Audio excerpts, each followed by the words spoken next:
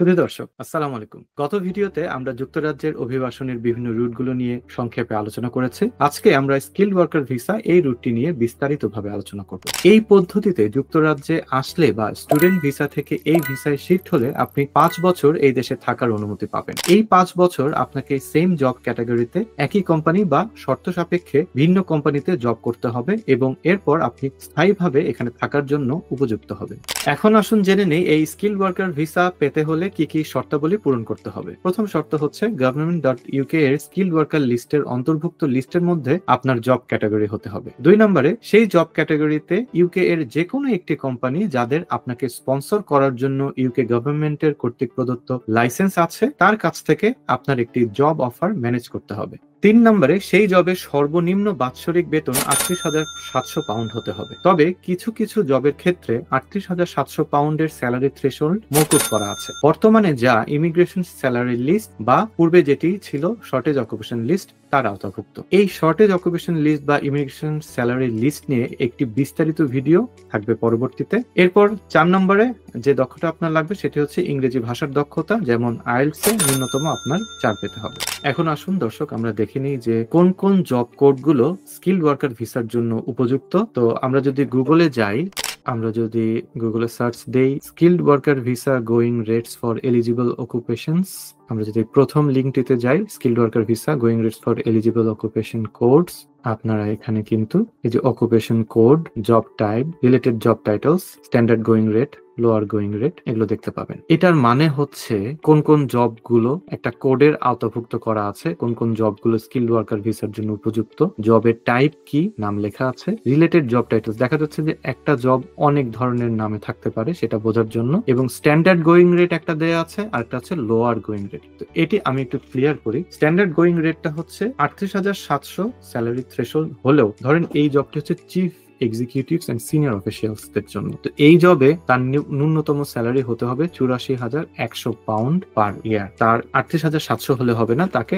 84,100 pound পেতে হবে। এটা হচ্ছে তার স্ট্যান্ডার্ড গোয়িং রেট। আর লোয়ার গোয়িং রেট এটি ছিল যারা 1 এপ্রিল 2024 আগে তারা ভিসা পেয়েছেন তাদের জন্য এই লোয়ার গোয়িং রেট, এবং একই সাথে কিছু কিছু জব কোড আছে যেগুলো আমি আপনাদেরকে অলরেডি বলেছি যে স্কিল্ড ওয়ার্কারের জন্য যারা ইমিগ্রেশন স্যালারি লিস্টে আছে সেই স্যালারির জন্য লোয়ার গোয়িং রেট প্রযোজ্য। এটি নিয়ে একটি বিস্তারিত ভিডিও পরবর্তীতে থাকবে। তো আমরা প্রথমে কিছু জনপ্রিয় কোডগুলো দেখে নিই যে এই কোডগুলোতে কি রকম স্যালারি চাচ্ছে।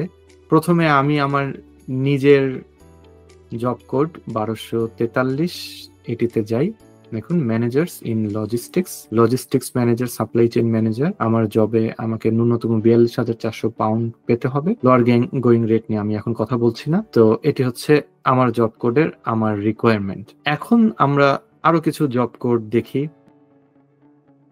একটি জব দেখেন সিভিল ইঞ্জিনিয়ার্স 2121, এর সাথে তার আরো জবগুলো কি কি হতে পারে, building engineer, civil engineer, highways engineer, petroleum engineer, public health engineer, site engineer. So তার স্যালারি হতে হবে 45,500। এবার দেখি 2122 mechanical engineers, automotive engineers professional, design engineer mechanical, marine engineer mechanical engineer professional. এই জব ক্যাটাগরিতে স্যালারি হতে হবে 42,500। এবার আমরা আরেকটি কোড দেখি।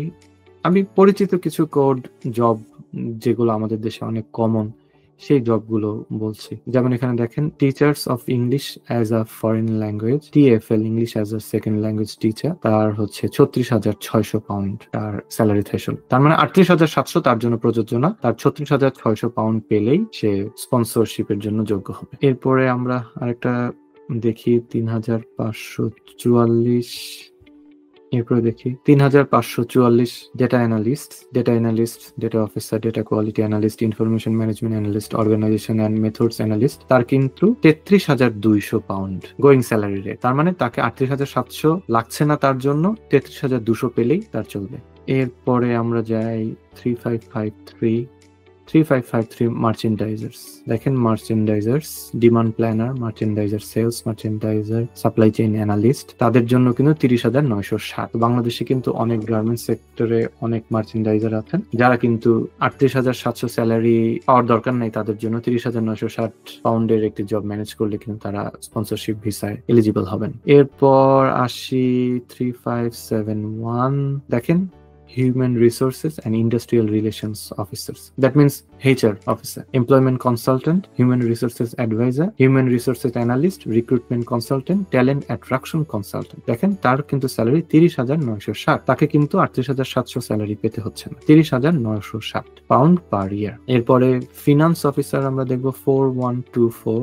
দেখেন 4124 finance officers, finance officer, financial officer, local government, regional finance officer, PO. দেখেন 30,960, নট 38,700, 30,960 স্যালারি হলে ফিনান্স অফিসার কিন্তু স্কিলড ওয়ার্কার রুটে যোগ্য হবেন। এরপরে আমরা দেখব 4159। দেখেন other administrative occupations not elsewhere classified. এটি হচ্ছে administrator, administrative assistant, clerical assistant, clerk, facilities coordinator, office assistant, proofreader. Mainly এই দেশে অ্যাডমিনিস্ট্রেশন বা অ্যাডমিনিস্ট্রেটিভ অফিসার বলতে আসলে কিন্তু একটু ক্লারিক্যাল সর্ট অফ অফিসার বোঝানো হয় যারা এই কাজগুলো করা হয়। আমাদের দেশের মধ্যে অ্যাডমিন অ্যাসিস্ট্যান্ট মানে সমস্ত কাজের কাজই প্রশাসনিক অফিসার, সেরকম কিছু না। এটি হচ্ছে মূলত clerical assistant, clerk, facilities coordinator. তার স্যালারি কিন্তু 30,960। সুতরাং আপনি যদি আপনার জব ডেসক্রিপশন গুলো, আপনার প্রিভিয়াস জব ডেসক্রিপশন গুলো ওইভাবে সাজিয়ে আনতে পারেন এবং আপনার রেফারেন্স আপনি দেখাতে পারেন এবং আপনি সেইভাবে অ্যাপ্লাই করতে পারেন, আপনি কিন্তু এই 4159 কোডে মাত্র 30,960 পাউন্ড স্যালারি পার ইয়ারে আপনি কিন্তু স্পন্সর্ড ভিসায় অ্যাপ্লাই করতে পারবেন। এরপর আমরা দেখি 5434, আর একটি জনপ্রিয় কোড। দেখেন 5434 chefs, chef, chef manager, food stylist, head chef, pastry chef. দেখেন শেফরাও কিন্তু স্কিলড ওয়ার্কার ভিসার জন্য যোগ্য এবং তাদের জন্য স্যালারি কিন্তু 30,960। এখানেও কিন্তু স্যালারি থ্রেশহোল্ড, তার গোয়িং রেট 38,700 থেকে অনেক কম। এরপরে আমরা দেখব 5436। দেখেন 5436 catering and bar managers, bar manager, catering manager, floor manager, restaurant, kitchen manager, steward, তাদের জন্য কিন্তু গোয়িং রেট বর্তমানে 30,960, 38,700 নয়, 30,960। এটি হলেই কিন্তু তারা স্কিলড ওয়ার্কার রুটে অ্যাপ্লাই করতে পারবেন। সুতরাং 38,700 স্যালারি যে আসলে সবার জন্য প্রযোজ্য তা কিন্তু না। আমরা ইমিগ্রেশন স্যালারির লিস্টটা দেখলাম এবং দেখে কিন্তু মোটামুটি বুঝতে পারলাম যে আপনার যদি সঠিক গাইডেন্স থাকে, আপনি যদি একটু ঘাটাঘাটি করেন, আপনি যদি একটু জানেন যে আসলে আপনার ব্যাকগ্রাউন্ড কি, মানে এই কথাটা এই জন্য বলছি যে আমরা অনেক সময় আমাদের নিজেদেরকে জানি না, আমরা নিজেদের জব ডেসক্রিপশনটা জানি না। আমরা এই জব ডেসক্রিপশন দিয়ে যে আপনি জব করে এসেছেন সেই জবগুলোকে আপনি পোর্টফোলিও করে আপনি আরেকটি জব যেটি ম্যানেজ করবেন সেই জবটার নামটা কি বা সেই জবটার টাইটেলটা কি আমরা কিন্তু এগুলো জানি না। তো সেই জব টাইটেলটা কিন্তু দেখা যাচ্ছে যে আপনি 13 বছরের আপনার এক্সপেরিয়েন্স, তো আপনি 3টি জায়গায় জব করেছেন, তো 3টি জায়গায় জব করার কোনো না কোনো জায়গায় কিন্তু আপনি ধরেন একটি জব করেছেন যেটি কিন্তু 38,700 স্যালারি পুরোটুকু লাগছে না, একটু কম স্যালারিতে, যেটিতে আপনি স্কিলড ওয়ার্কার ভিসায় এখানে আসতে পারবেন। সেই কম স্যালারিতে কিন্তু ওই জবে আপনি অ্যাপ্লাই করতে পারবেন, সেটি আপনি স্টুডেন্ট ভিসায় থাকা অবস্থায় হোক, পোস্ট স্টাডি ওয়ার্ক পারমিটে থাকা অবস্থায় হোক, কিংবা দেশ থেকেও কিন্তু আপনি অ্যাপ্লাই করে এসব জব নিয়ে এই দেশে আসতে পারবেন। এইসব দেশে আসা যে কঠিন সেটা না, আবার খুব সহজ না। দরকার আসলে আপনার একাগ্রতা, দরকার আপনার একনিষ্ঠতা, দরকার আপনার একটু সঠিক গাইডলাইন। আপনাদের সবাইকে ধন্যবাদ জানিয়ে পরবর্তী ভিডিও দেখার আমন্ত্রণ জানিয়ে শেষ করছি। আল্লাহ হাফেজ।